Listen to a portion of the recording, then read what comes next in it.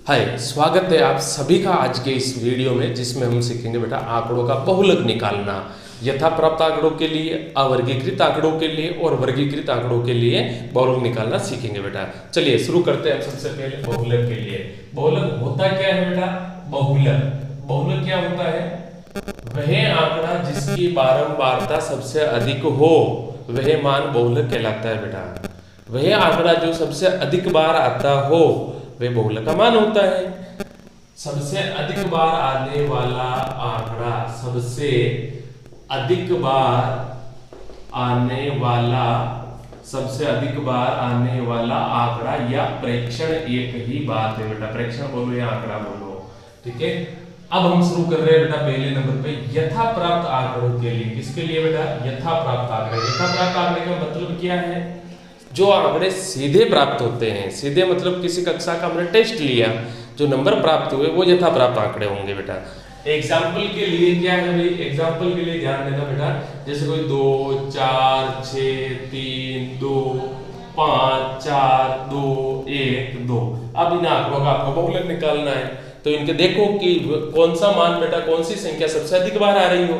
तो फिर हमने देखा कि भाई 2 एक बार, 2 3 4 यानी 2 सबसे ज्यादा बार आ रहा है, तो बहुलक का क्या हो जाएगा बेटा मान? बहुलक का मान हो जाएगा भाई आपके 2 हो जाएगा। ये आपका बहुलक हो गया, क्योंकि सबसे अधिक बार आ रहा है, 2 4 बार आया, 2 की बारंबारता सबसे अधिक है बेटा, इसलिए वो क्या हो गया? बहुलक का मान 2 हो गया। अब माइंड में ये भी आ रहा है कि सर 2 बार आ जाए तो कैसे? जैसे 2 3 4 4 3 और 5, अब इनका बहुलक क्या होगा बेटा? तो बिल्कुल बेटा सेम आ जाए दो, तो वो 2 आंसर रहेंगे, इसमें बहुलक क्या हो जाएगा? 3 भी होगा और 4 भी होगा, ये दोनों ही आंसर होंगे। अब बात करते बेटा, अगर सभी जो भी आंकड़े आ रहे हैं सभी की बारंबारता सेम ही है, तो उस वाली स्थिति में बेटा बहुलक मान्य नहीं होता है। और जैसे कोई भी बहुलक है, एग्जाम्पल के लिए ध्यान देना बेटा, एग्जाम्पल के लिए 2 4 5 6 7 8। अब इन आंकड़ों का आपको बहुलक निकालना है, क्योंकि सभी आंकड़ों की बारंबारता सेम है, इसलिए आप क्या कहोगे बेटा? यहाँ पे क्या कहोगे कि बहुलक संभव नहीं है, ऐसा मतलब कहते हैं बेटा, ठीक है। अब हम बात करते हैं बेटा अवर्गीकृत आंकड़ों के लिए। किसके लिए? अवर्गीकृत आंकड़ों के लिए। अवर्गीकृत आंकड़ों के लिए कैसे बेटा? ध्यान देना, जिसमें टेबल बनी हुई होती है xi के रूप में और fy के रूप में, यानी 4 हो गया, ये 5 हो गया, ये 6 हो गया, ये आपका 8 हो गया। इसकी बारंबारता दे रखी है 7, इसकी दे रखी है 8, इसकी 2 और इसकी 3। अब आपसे पूछा जाएगा बेटा कि इन आंकड़ों का बहुलक ज्ञात कीजिए, तो बहुलक में ध्यान देना, xi तो एक आंकड़ा हो जाएगा और इन आंकड़ों के नीचे बारंबारता दे रखी है, तो आप बेटा बारंबारता देखो कौन से आंकड़े की सबसे अधिक बारंबारता, यानी 5 कितनी बार आ रहा है बेटा?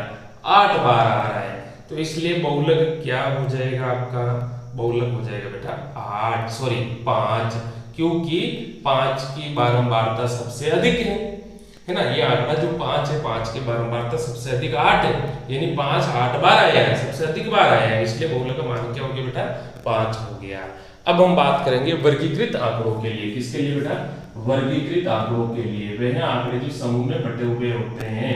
कैसे बेटा? ध्यान देना, जैसे 0 से 10, ये तो आपके हो जाएंगे इधर वर्ग अंतराल, 0 से 10, 10 से 20, 20 से 30 और 30 से 40 और 40 से 50। ये कोई हमने रैंडमली लिया बेटा।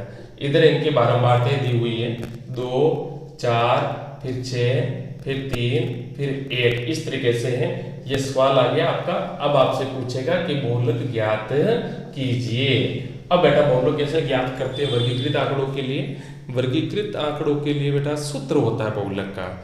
क्या होता है भाई सूत्र? ध्यान देना बेटा, बहुलक का सूत्र होता है बहुलक बराबर, यानी जेड से व्यक्त करते हैं बहुलक को। क्या सूत्र होता है? जेड बराबर L plus bracket f1 minus f0 बट्टे में 2f1 minus f0 minus f2 into में क्या आ जाता है बेटा? h आ जाता है। ये किसका सूत्र होता है? बहुलक ज्ञात करने का। किसके लिए बेटा? वर्गीकृत आंकड़ों के लिए। अब सबसे पहले बात क्या करनी है बेटा? बहुलक वर्ग की, कि कौन सा बहुलक वर्ग होगा। तो आप बारंबारता में देखो, सबसे अधिक बारंबारता कौन सी है बेटा? 6 है, तो ये अपना क्या हो जाएगा? यहाँ पे बहुलक वर्ग हो जाएगा। यहाँ लिखेंगे क्योंकि 6 सबसे अधिक बारंबारता है। 6 सबसे अधिक क्या है बेटा, बारंबारता है। इसलिए बहुलक वर्ग क्या हो जाएगा बेटा, 20 से 30 हो जाएगा। 20 से 30 है। अब हम एक एक डिजिट का मान लिख देंगे।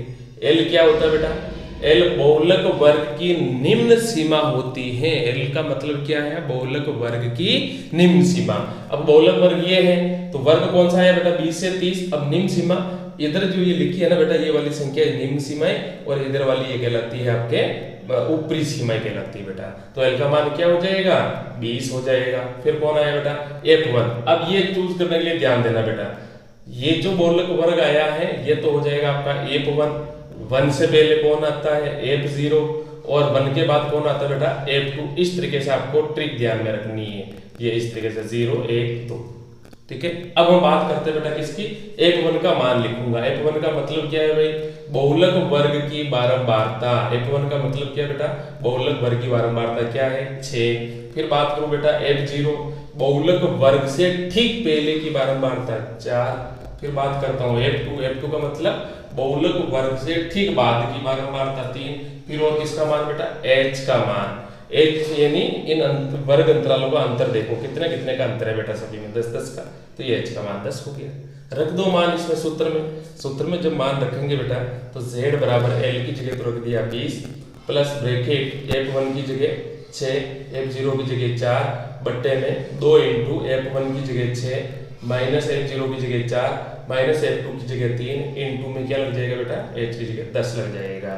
सोल्व कर दो, 20 प्लस 6 में से 4 चले गए तो 2, 6 दूनी 12 और 4 और 3 दोनों जुड़ जाएंगे बेटा, माइनस माइनस के जुड़ गए तो माइनस के 7 और इंटू 10 चल ही रहे हैं। फिर क्या हो जाएगा, 20 प्लस 2 बट्टा 12 में से 7 चले गए तो 5 और इंटू 10। सोल्व कर दो, 5 एकम 5 5 दूनी 10। इधर लिखो बेटा 20 प्लस 2 दूनी 4 और 20 और 4 कितने होंगे, 24। तो ये आपका बहुलक का आंसर आ गया बेटा। इस तरीके से हम वर्गीकृत आंकड़ों का निकालते हैं। तो ये था बेटा आपके बहुलक निकालना। अगर बेटा वीडियो अच्छा लगा हो तो लाइक करें, चैनल को सब्सक्राइब करें और दोस्तों को शेयर करें। धन्यवाद, थैंक यू।